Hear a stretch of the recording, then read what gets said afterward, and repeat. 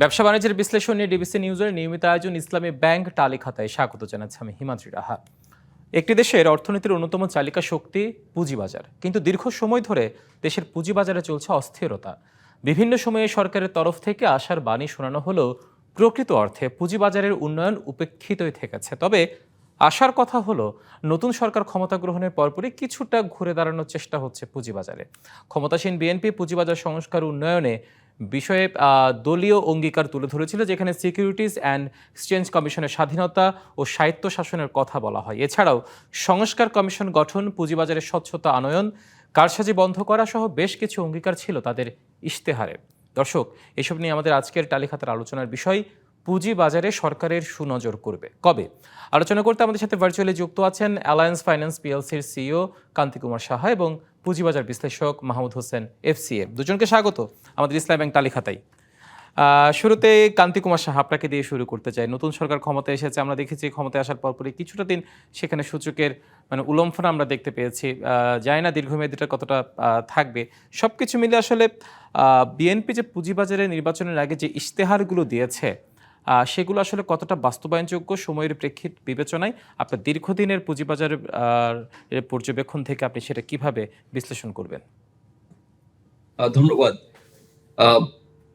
আপনারা একটা জিনিস লক্ষ্য করে থাকবেন যে আমরা দীর্ঘদিন ধরে আলাপ করছি, আমরা যে কথাগুলো বারবার বলে এসছি সেগুলোর কিন্তু আপনার রিফ্লেকশন কিন্তু আমরা কিছু কিছু দেখতে পাচ্ছি। জাস্ট একটা কারণে যে একটা পলিটিক্যাল চেঞ্জ ওভার এবং একটা ইলেকটেড গভর্নমেন্ট এলে একটা মানুষের আশা তৈরি হয়, এবং যেটা হয়েছে, এবং পলিটিক্যাল স্টেবিলিটি বলতে যে বোঝায় যে একটা স্বচ্ছ গ্রহণযোগ্য ইলেকশনের মাধ্যমে গভর্নমেন্ট ক্ষমতায় এসে এবং তারা গভর্নমেন্ট ফর্ম করেছে।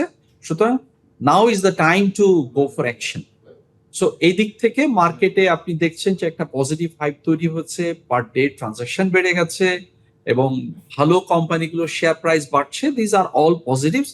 এবং আপনি ধরে নিতে পারেন যে আর যদি কোনো নেগেটিভ কোনো কিছু না হয়, তাহলে মার্কেট তার নিজস্ব গতিতে এটা চলতে থাকবে, এই ধারাটা অব্যাহত থাকবে এবং খুব একটা খারাপ হওয়ার কোনো কারণ নেই।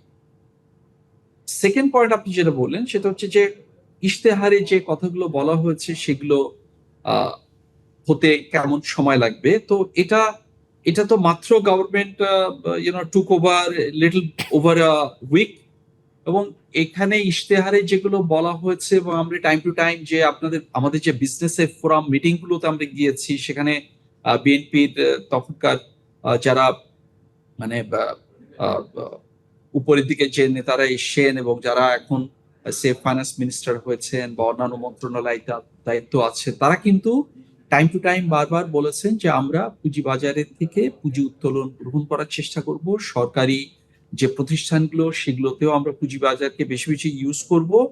ফুললি আমরা ব্যাংকের উপরে নির্ভরশীল হব না। এখন এই জিনিসগুলোকে গাইডলাইন আকারে প্রকাশ করে সেটাকে ইমপ্লিমেন্ট করতে তো কিছুটা সময় দিতে হবে। সো আমরা আশাবাদী যে এই জিনিসগুলো হবে। আর আরেকটা জিনিস আমরা এটাও জানি যে এর আগে যতবার বিএনপি ক্ষমতায় ছিল, ক্যাপিটাল মার্কেট কিন্তু ভালো থাকতো, ক্যাপিটাল মার্কেটের একটা গতি থাকতো এবং ক্যাপিটাল মার্কেট নিয়ে তেমন কোনো মেজর কোনো প্রবলেম কখনো হয়নি। সো এটা একটা আরো পজিটিভ দিক যে দিস টাইম বিএনপি আবার গভর্নমেন্ট ফর্ম করেছে, এটাতেই কিন্তু একটা বিরাট আশার সঞ্চার হয়েছে। এবং তারা যে বিজনেস ফ্রেন্ডলি সেটাও আগে থেকেও জানা। এখন এটা আরো এক্সপেকটেশন আরো বাড়বে because of many anomalies during last few years. সুতরাং আশা তো আমরা করবই, এবং আমরা মনে করি যে যে আইন কানুনগুলো করা হবে ব্রড বেস যেগুলো, সেগুলো ঠিক আছে, কিন্তু মাইক্রো লেভেলে যে গাইডলাইন গুলো তৈরি হবে, এই জিনিসগুলো আমরা আশা করব যেন এই মার্কেটের যারা player, intermediaries, time to time তাদের সঙ্গে রেগুলেটরদের কথাবার্তা হচ্ছে, ওই আইনে যেন এই মার্কেট ডেভেলপমেন্ট যারা করতে চায় তাদের যে ডিমান্ডগুলো, যে দাবিগুলো, যেই জিনিসগুলো করলে মার্কেট ভালো হয়, যে প্রস্তাবগুলো আসে, তার রিফ্লেকশনের যেন থাকে। আবার এমন কিছু আমরা যেন না দেখি যে অনেক কথাবার্তা বলা হয়েছে কিন্তু যখন গাইডলাইন গুলো দেখা গেল যে এগুলো অ্যাকচুয়ালি প্র্যাকটিক্যাল না, এবং এটার কারণে মার্কেট ভালো হবে না, বরং আরো ক্ষতি হবে। এটা যেন নিশ্চয়ই না। অত্যন্ত গুরুত্বপূর্ণ একটি কথা বলেছেন যে মাইক্রো লেভেলে যে গাইডলাইনটা এটা আসলে যদি বাস্তবায়নযোগ্য না হয় সেক্ষেত্রে আসলে মানে অতীত অবস্থায় ফিরে যাওয়া ছাড়া কোনো উপায় নেই। আপনার দারুণ এই বিষয়টা নিয়ে আমরা একটু আলোচনা করতে চাই। মাহমুদ হোসেন এফসিএ যে ইশতেহারটা আছে সেটি কতটুকু বাস্তবায়নযোগ্য পুঁজিবাজারের প্রেক্ষিত বিবেচনায় সাথে আরেকটু যুক্ত করতে চাই। কান্তিকুমার সাহা যে কথাটাই বলল মাইক্রো লেভেলের যে গাইডলাইন এটি আসলে যদি বাস্তবায়ন করার জন্য অতীতে আমরা দেখেছি গাইডলাইন করা হয়েছে সেটা কোনো বাস্তবায়নে বিএসসিসি তারাও কিন্তু দায় এড়াতে পারে না। সার্বিক দিক বিবেচনায় কি মনে হয় আপনার সবকিছু মিলিয়ে কতটা বাস্তবায়নযোগ্য হবে? ধন্যবাদ আপনাকে। দেখুন, প্রথম আপনি ইশতেহারের কথা বলছেন। ইশতেহারে তো ব্রডার লেভেলে যে আশার বাণীগুলো দেখানো হয়েছে বা বলা হয়েছে, আমি বলবো যে সেগুলো অবশ্যই বাস্তবায়নযোগ্য এবং বাস্তবায়নযোগ্য। এখন বাস্তবায়ন হবে কিনা এটা ডিপেন্ড করবে আন্তরিকতার সাথে এটা তারা পার্সিউ করে কিনা। কারণ ইশতেহারে এমন কিছু কিন্তু বলা হয়নি যেটা পৃথিবীর কোথাও নাই বা যেটা একদম ইম্পসিবল টু ইমপ্লিমেন্ট। তো এখানে আন্তরিকতার ব্যাপার থাকবে। এই আন্তরিকতা কথাটা যখন বলছি তখন এখানে খুব একটা ইম্পর্টেন্ট ব্যাপার আসবে যে এটা গভর্নমেন্টের হাইয়েস্ট লেভেলে আন্তরিকতা থাকলে হবে না। এটার আন্তরিকতা থাকতে হবে, যেমন মনে করেন ক্যাপিটাল মার্কেটের যারা কর্তা ব্যক্তি তাদের থাকতে হবে। ইভেন মানি মার্কেট, যেটা আপনার মনে করেন কমপ্লিমেন্টারি আরেকটা মার্কেট, তার বিভিন্ন পলিসি কিন্তু আপনার ক্যাপিটাল মার্কেটকে এফেক্টেড করে, তাদের সাথে কোঅর্ডিনেশন থাকতে হবে। সেখানে যেন আন্তরিকতা থাকে যে গভর্নমেন্টের এই হাই লেভেল যে আপনার স্টেটমেন্টটা ছিল সেটা যেন ইমপ্লিমেন্ট করা যায়। এট দ্য সেম টাইম আপনার হচ্ছে রেগুলেটর যারা আছে, রেগুলেটরদের একটা কিন্তু পজিটিভ আপনার মনে করেন একটা ইতিবাচক আপনার অ্যাপ্রোচ নিয়ে আগাতে হবে। এবং মার্কেট পার্টিসিপেন্ট যারা আছে, যারা অংশীদার আছে, যেটা দাদা একটু বলছিলেন, তাদের সবাইকে কিন্তু আপনার মনে করেন ইতিবাচক চিন্তা চেতনা নিয়ে আগাতে হবে। দাদা একটা খুব ভালো কথা বলছি যে বিএনপির সময় শাসন আমলে ক্যাপিটাল মার্কেটে বড় কোনো আপনার মনে করেন কিন্তু আপনার ইনসিডেন্ট হয়নি।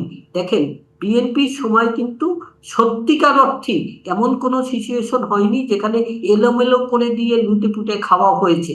তো এজন্য কিন্তু এখানে ওই যে ক্যাপিটালের আপনার যে একটা আপনার বলে না যে আমার ইনভেস্টমেন্টের সিকিউরিটি কি, আমার ক্যাপিটালের সিকিউরিটি কি, যে আমি যে সর্বহারা হয়ে যাব না, সেটা যদি আপনি শাসন আমল দেখেন বা শাসনকাল দেখেন তাহলে বিএনপির সময় দেখবেন যে কিছুটা হলেও কিন্তু এখানে আপনার হচ্ছে পুঁজির আপনার একটা নিশ্চয়তা পাওয়া যায় তাদের শাসনকালের পাস্ট।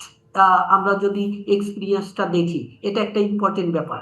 দেন এগেইন আর একটা ইম্পর্টেন্ট ব্যাপার যে দেখেন রাজনৈতিক একটা স্থিতিশীলতা যেটা দাদা ইন্ডিকেট করলেন সেটা তো আছেই।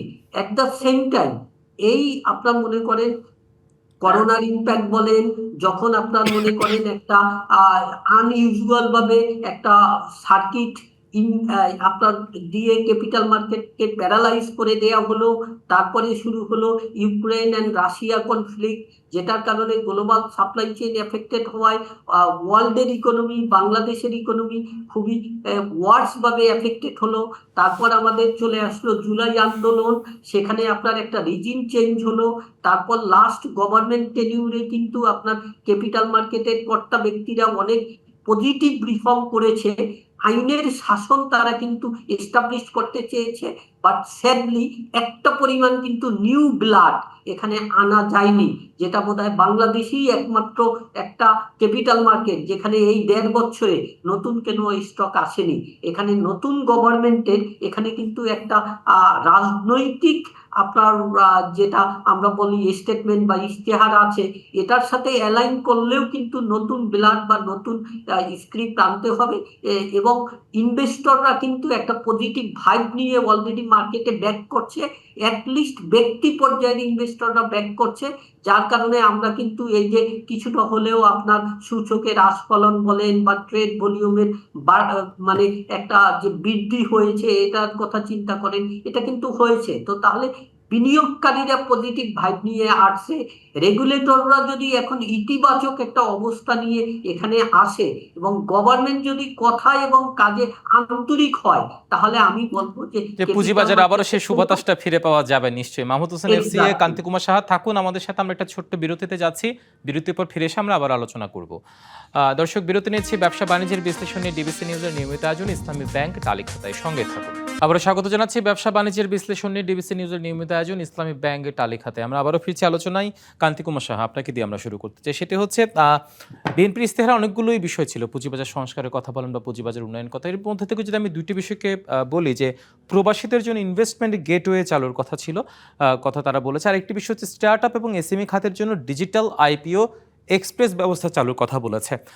বাজারে ব্যবস্থাপনার নিরিখে দুটি বিষয়কে আপনি কিভাবে পর্যবেক্ষণ বিশ্লেষণ করবেন? এগুলো সবই পজিটিভ, এগুলো সবই ভালো, এবং এগুলো এমন কোনো ডিফিকাল্ট কিছু না, একটা অনেক দেশেই চালু আছে। সুতরাং এগুলো ডিজিটাল করলে আরো অ্যাকাউন্টেবিলিটি বাড়বে। যখন আমরা বলি যে একটা আইপিও অ্যাপ্লিকেশন, এটা বছর, 1.5 বছর, 2 বছর ধরে পরে থেকে অ্যাপ্রুভ হয় না, কোনো কোয়েরিও আসে না।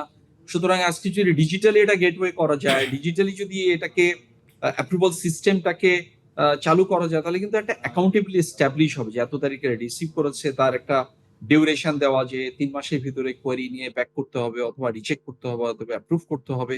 Some sort of this kind of thing will definitely help. But এই মুহূর্তে এগুলো তো নতুন নতুন জিনিস করতে হবে, এবং ডিজিটাইজ করার ব্যাপারে আমরা সরবরাহ করে প্রাধান্য দিয়েছিলাম time to time, again and again, যে যেখানে ম্যানিপুলেশন হয়, যেখানে মার্কেট ট্রেডিং নিয়ে অ্যানুয়ালি তৈরি করে গেইন করে কিছু গ্রুপ। সুতরাং এই কার্টেল ধরনের কোনো কিছু থাকলে সেটাকে অ্যাটাক করার জন্য টেকনোলজির হেল্প নেওয়া, এটা এটা পসিবল। এটা পৃথিবীর সব স্টক মার্কেট, অলমোস্ট সব স্টক মার্কেটে আছে, এশিয়াতেও বড় বড় স্টক মার্কেট গুলোতে এটা আছে। আর আমরা আরেকটা জিনিস মনে করি, যে সেটা হচ্ছে ব্রড বেসড গভর্নমেন্টের যে গাইডলাইনটা দিয়েছে, যে সরকারি প্রফিটেবল প্রতিষ্ঠানকে এখানে আনা, সরকারের নতুন গ্রিনফিল্ড প্রজেক্ট যেগুলোর জন্য অনেক টাকার দরকার, সেগুলোর জন্য ক্যাপিটাল মার্কেটে আসে, এবং ব্যাংকগুলোকে দীর্ঘমেয়াদী পুঁজির প্রবাহ বন্ধ করা। কারণ ব্যাংকগুলো শর্ট টার্ম ডিপোজিট নিয়ে কাজ করে, তাদের জন্য এত লং টার্ম প্রজেক্ট ফাইন্যান্সিং, অনেক সময় অনেক ব্যাংকের ক্যাপাবিলিটিও নাই to assess the project requirement. সুতরাং ক্যাপিটাল মার্কেটে আসা, একটা certain amount of money has to be raised from capital market.